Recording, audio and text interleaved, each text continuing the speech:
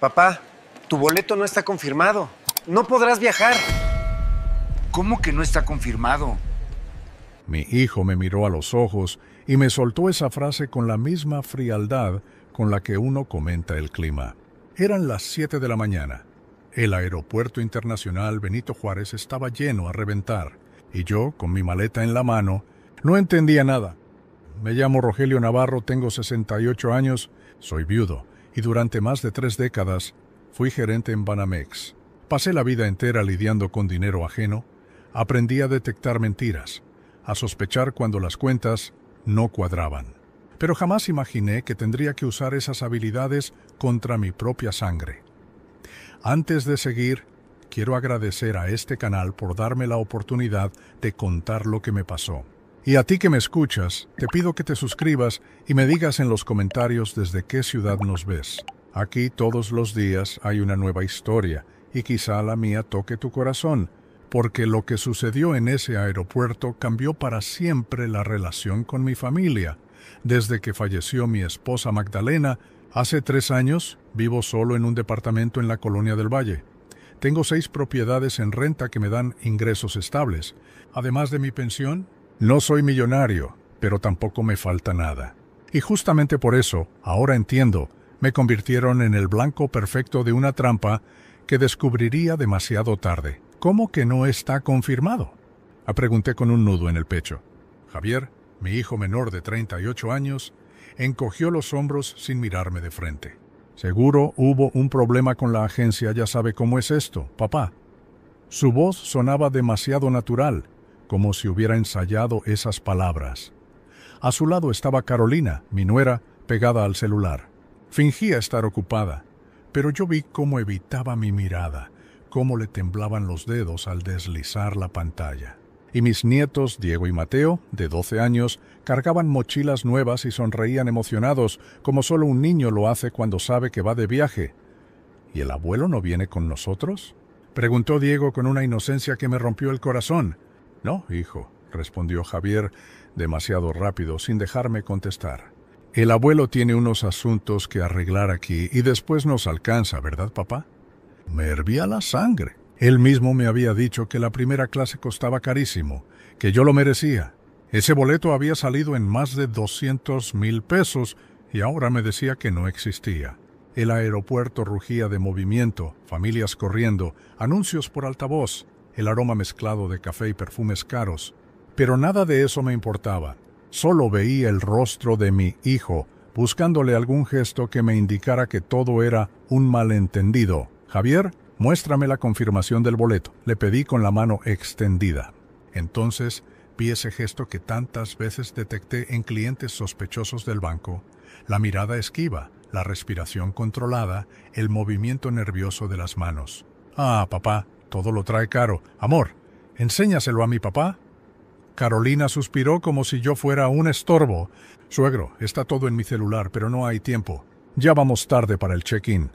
Miraba el reloj, miraba al techo, a cualquier parte menos a mí. ¿Y cómo van a resolver esto desde Dubái si yo estoy aquí en México?, te repliqué.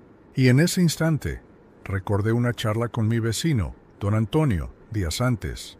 Me contó de un amigo engañado por sus propios hijos en algo parecido. Yo me reí pensando que jamás me pasaría. Él me advirtió: hoy en día, hasta de la familia, hay que cuidarse. ¿Qué razón tenía? ¿Van a irse así nada más? Y pregunté todavía esperando que recularan, que me dieran una explicación. Papá, no podemos perder el vuelo. Reagendar cuesta una fortuna. Allá lo arreglamos. Carolina ni siquiera se despidió. Solo agitó la mano como si yo fuera un vecino cualquiera, no el hombre que acababa de pagar 700,000 pesos para su viaje soñado. Vi a mis nietos perderse entre la multitud. Diego volteó a mirarme y me saludó con la mano. Yo le respondí con una sonrisa fingida para que no se asustara. Me quedé de pie, solo, en medio de un mar de gente. La maleta en la mano y el corazón hecho pedazos. Durante 10 minutos no pude moverme. Escuchaba el ruido a mi alrededor como si estuviera dentro de una burbuja. Lo que sentía no era simple tristeza, era la traición más fría que uno puede experimentar. Regresé a casa con un sentimiento que me recordó mis años en el banco, esa calma helada que me invadía cuando descubría a un cliente mintiendo. Me senté en mi poltrona, la misma donde solía ver la televisión con Magdalena. ¿Qué diría ella si hubiera presenciado lo que pasó? ¿Qué pensaría de Javier? Encendí mi celular y llamé a la agencia de viajes. Di mis datos, esperé unos minutos eternos. La respuesta fue un golpe seco. Señor Navarro, encontramos su reserva, pero fue cancelada ayer a las 14:32, un día antes del viaje. Un día antes de arrastrarme al aeropuerto para dejarme ahí humillado. Lo que no sabían es que acababan de despertar el lado más peligroso de Rogelio Navarro, el que conocía cada resquicio del sistema financiero y que nunca perdonaba un engaño.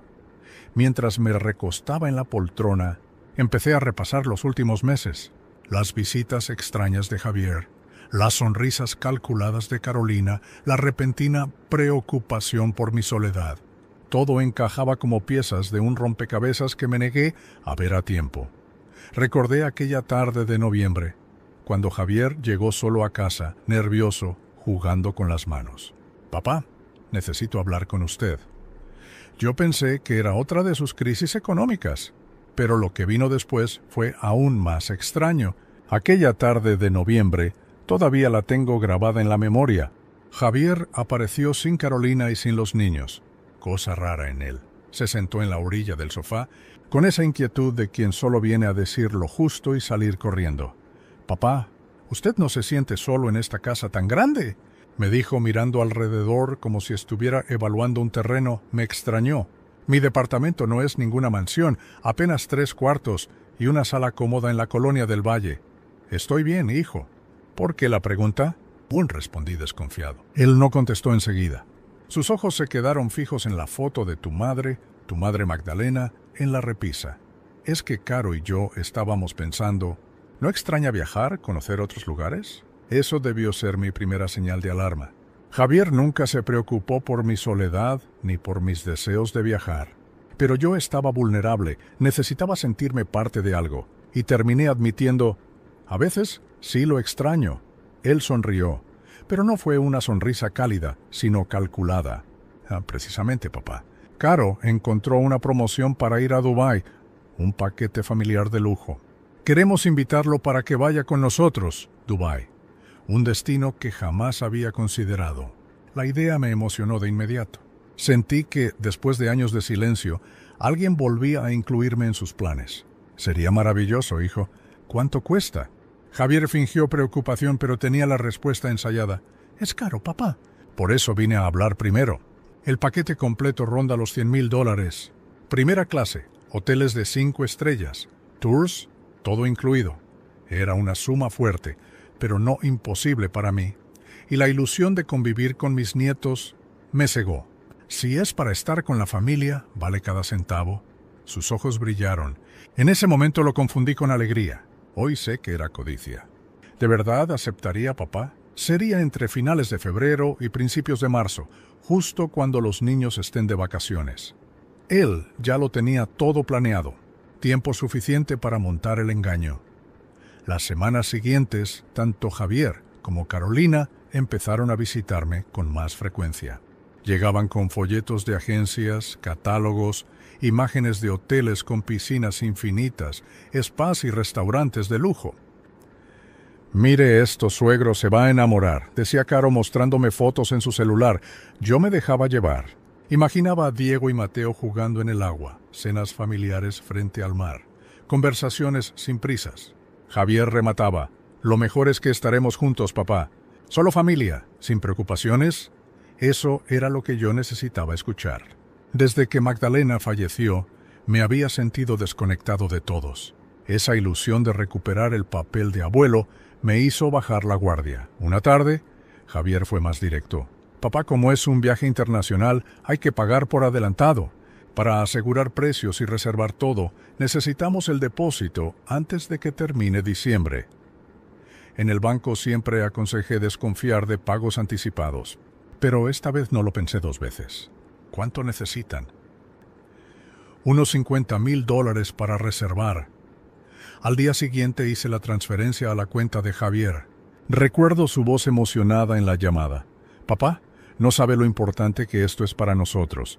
Los niños están felices. De fondo escuché a Diego y Mateo gritar, ¡Vamos a Dubái! Ese grito me llenó de orgullo. En enero, Javier regresó con otra excusa. Papá, subió el dólar y hay tours adicionales. Necesitaríamos 30,000 más. Pagué sin discutir. En febrero vino de nuevo.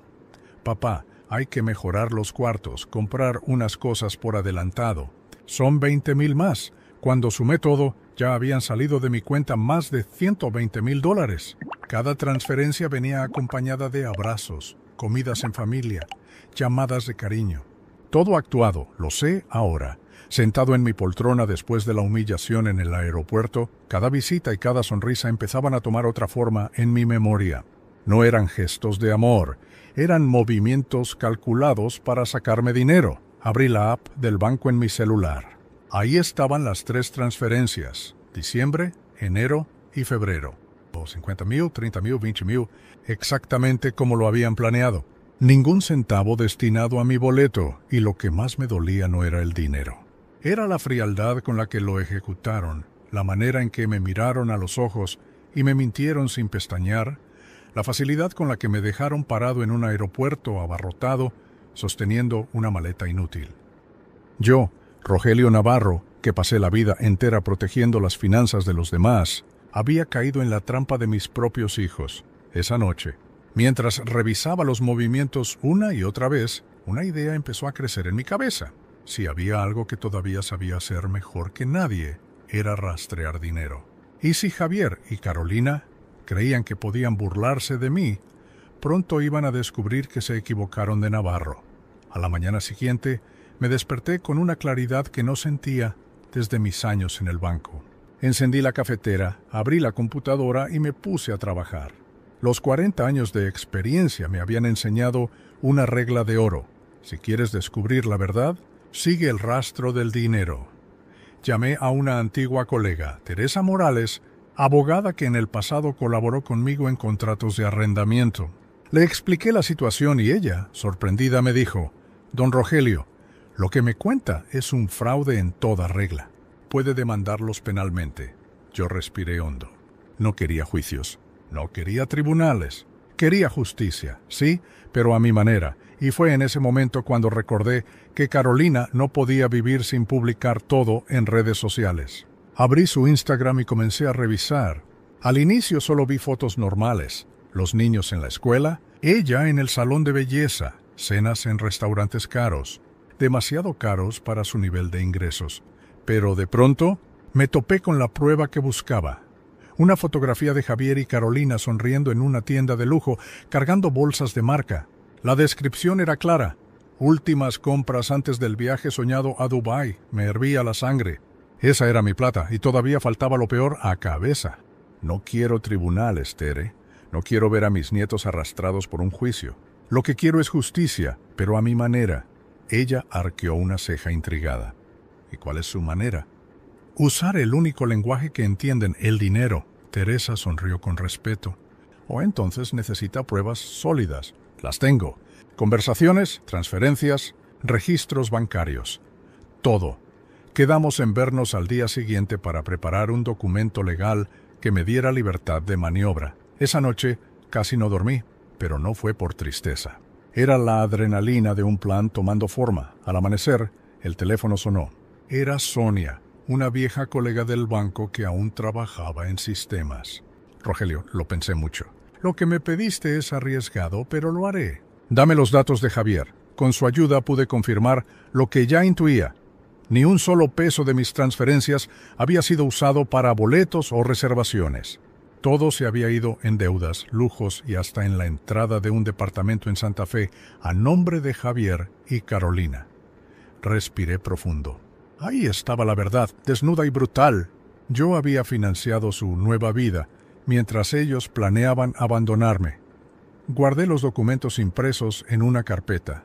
Los sostuve en mis manos y sentí que, por primera vez en semanas, recuperaba el control. Al mediodía, Teresa llegó a mi departamento. Le mostré todo. Estados de cuenta, capturas de las conversaciones, comprobantes de las transferencias. Con esto podemos cerrar la cuenta conjunta de inmediato y cancelar todos los plásticos adicionales. Legalmente es suficiente, explicó. Me redactó un poder notarial limitado que me permitía actuar rápido. Cuando firmé, ella me miró con una mezcla de sorpresa y admiración. Lo suyo no es venganza, don Rogelio. Es justicia estratégica. Esa frase se me quedó grabada. Por la tarde fui a Banamex. El gerente Carlos me recibió con cortesía. Conocía a mi familia, siempre supuso que éramos unidos. Don Rogelio, ¿seguro que quiere cancelar la cuenta conjunta con su hijo? Es una decisión fuerte. Lo miré directo a los ojos. Carlos, imagine que uno de sus hijos le roba más de 2 millones de pesos. ¿Qué haría usted? Él no necesitó más explicación. Procedimos. Los plásticos de Carolina fueron cancelados. La cuenta conjunta cerrada y los pocos miles que quedaban fueron transferidos de regreso a mi cuenta personal. Cuando salí del banco sentí que me quitaba una losa del pecho. Era apenas el primer paso, pero un paso firme. Esa noche me preparé una cena sencilla. Pasta con salsa de tomate, la receta favorita de Magdalena. Abrí una botella de vino que llevaba guardando años. Brindé solo, pero no me sentí solo. Por primera vez en mucho tiempo tenía claro qué debía hacer.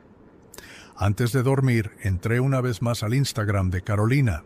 La encontré celebrando desde el aeropuerto, con Javier y los niños. Gracias a Dios por esta oportunidad.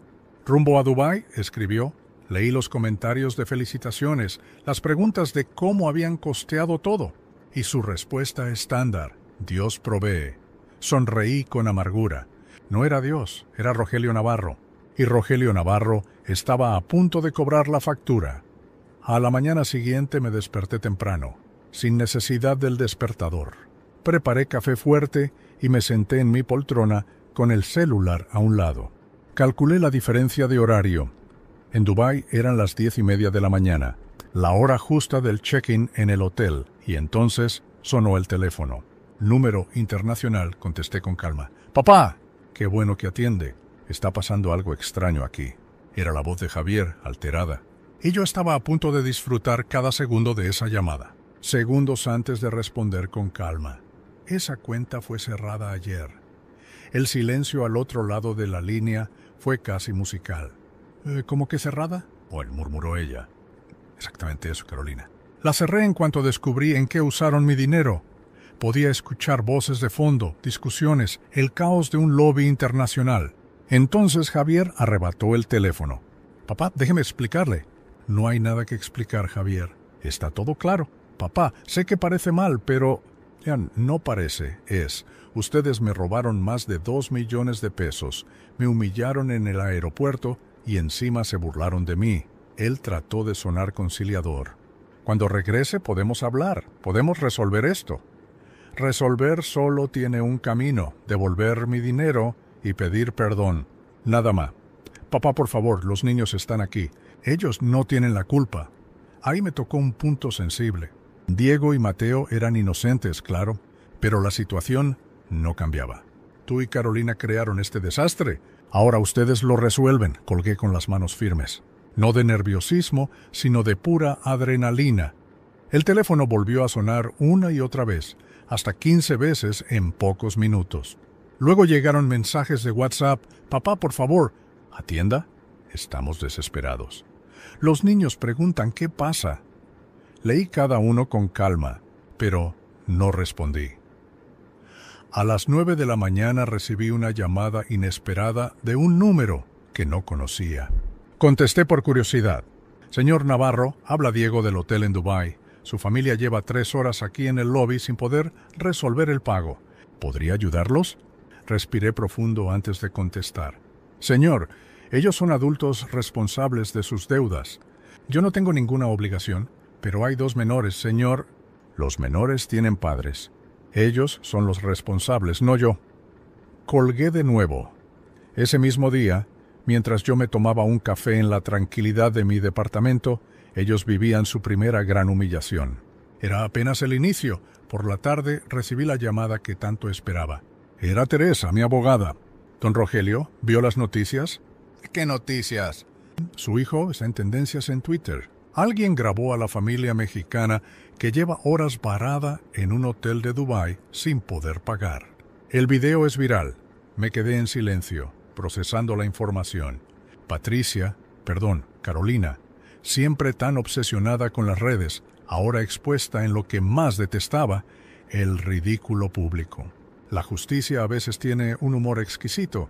Al día siguiente, mi teléfono explotó con notificaciones. No solo eran llamadas de Dubái, también periodistas, vecinos y conocidos que no veía hacía años. La historia estaba en todos lados. Programas matutinos de Televisa abrían con titulares como «Familia mexicana pasa vergüenza en Dubái». Yo los miraba en televisión siendo escoltados por seguridad, incapaces de explicar nada. Al mediodía sonó el interfono. Era una voz que hacía tiempo no escuchaba. «Papá, soy Alejandro, mi hijo mayor, el médico exitoso que apenas me llamaba en Navidad». Subió al departamento con cara de no haber dormido en toda la noche. «Papá, ¿qué está pasando?» Marcelo me llamó desesperado. Vi los videos. ¿Es cierto todo esto? Lo invité a pasar, le serví café y le conté cada detalle. Las transferencias, las capturas de pantalla, la cancelación de la cuenta. Él escuchó en silencio, primero preocupado, luego incrédulo, finalmente furioso. «Papá, ¿ellos hicieron eso? ¿De verdad te robaron?» «Sí, Alejandro, y ahora enfrentan las consecuencias». Mi hijo mayor bajó la mirada. Nunca me gustó Carolina, pero nunca pensé que llegarían a tanto. ¿Y los niños? Ellos no tienen culpa, pero tampoco voy a permitir que me usen como cajero automático. Alejandro suspiró. «Papá, ¿qué piensa hacer ahora?» «Ya empecé a hacerlo, y ellos apenas lo están descubriendo». Él asintió en silencio, procesando la magnitud de todo. Antes de irse, me lanzó una pregunta que me hizo reflexionar. «Papá, ¿por qué nunca me dijo que se sentía solo? Yo hubiera viajado con usted». Esa pregunta me atravesó como una flecha. Lo miré y respondí con sinceridad. «No quería incomodarte, hijo. Tienes tu vida, tu trabajo, tu esposa. No hubiera sido una incomodidad, papá. El que se alejó fui yo». Por primera vez en años, vi en sus ojos la posibilidad de un reencuentro. Y aunque la traición de Javier me dolía como nada en la vida, en ese momento entendí que algo bueno podía salir de todo este desastre. «Alejandro, ¿puedes hacerme un favor?» «Claro, papá». «Dile a tu hermano que si quiere hablar conmigo, venga solo». «Sin Carolina», él asintió. «¿Estás seguro?» «Están desesperados». «Estoy segurísimo. Quien juega con fuego debe estar dispuesto a quemarse». Cuando Alejandro salió, me quedé pensando en sus palabras. Quizá esa tormenta estaba abriendo la puerta a una reconciliación que nunca imaginé. Y entonces sonó el teléfono otra vez. Esta vez no era Dubái, era el consulado mexicano. El número que apareció en la pantalla era internacional, pero no de Dubái. Contesté y escuché una voz firme presentarse. «Señor Rogelio Navarro, habla el cónsul José Antonio Méndez del Consulado de México en Dubái. Estoy llamando respecto a la situación de sus familiares». Respiré hondo antes de responder. «Lo escucho, señor cónsul». Él prosiguió con cautela. Su hijo y su nuera se acercaron a nosotros diciendo que fueron víctimas de un problema bancario y que no tienen recursos para cubrir sus gastos. Piden nuestra intervención. Contuve una risa amarga. «Con todo respeto, señor Méndez, ellos no fueron víctimas de ningún fraude. Ellos montaron el fraude. Y yo fui la víctima».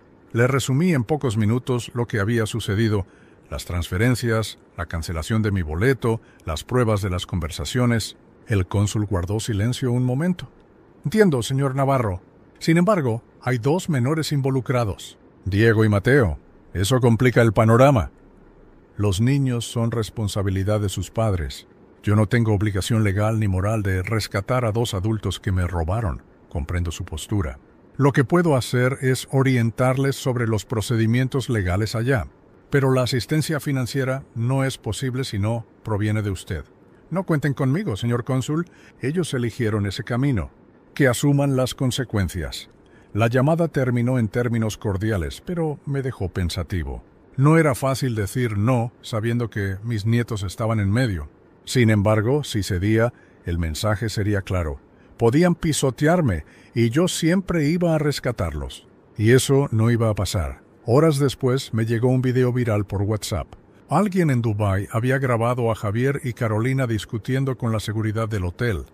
con los niños cansados en las sillas. El título decía: Familia mexicana pasa vergüenza en Dubái al no poder pagar. El material corría por todas las redes. La vergüenza pública que tanto temían ya estaba desatada. Esa tarde, en mi departamento, recibí una visita inesperada. Mi hermana Rosa, que había viajado desde Guadalajara en cuanto vio las noticias. Entró y me abrazó fuerte. Rogelio, siempre supe que Carolina era interesada, pero no imaginé que llegaría a tanto. Y Javier, ¡qué dolor! Nos sentamos a conversar. Le conté cada detalle, desde la primera transferencia hasta la llamada del cónsul. Ella me escuchó con paciencia, con esa calma que siempre la caracterizó. Hermano, hiciste lo correcto. Por primera vez en la vida, Javier tiene que aprender que sus actos tienen consecuencias. Sus palabras me dieron paz. Pasaron los días y la presión sobre ellos en Dubái se volvió insoportable.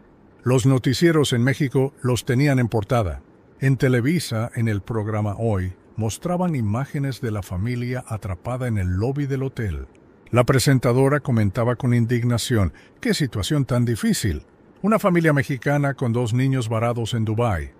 Si ella supiera toda la historia, quizá cambiaría de tono. Yo observaba esas transmisiones con una mezcla de tristeza y satisfacción.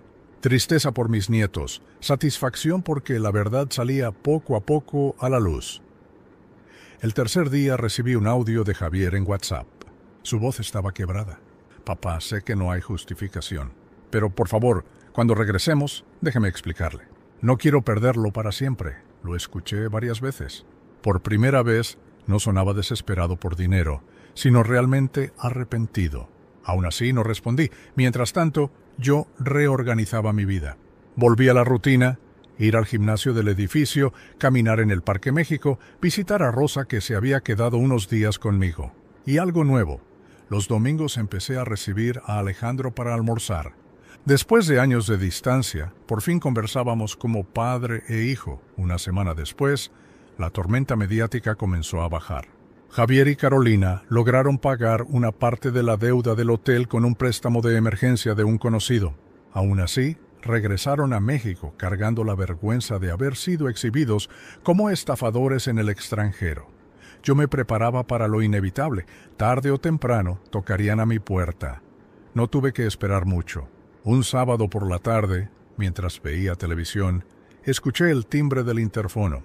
La voz que escuché me sorprendió. ¡Suegro! Soy Carolina. Necesito hablar con usted. Me quedé en silencio unos segundos antes de contestar. Aquí abajo en la sala de espera. 5 minutos. Cuando la vi, estaba irreconocible.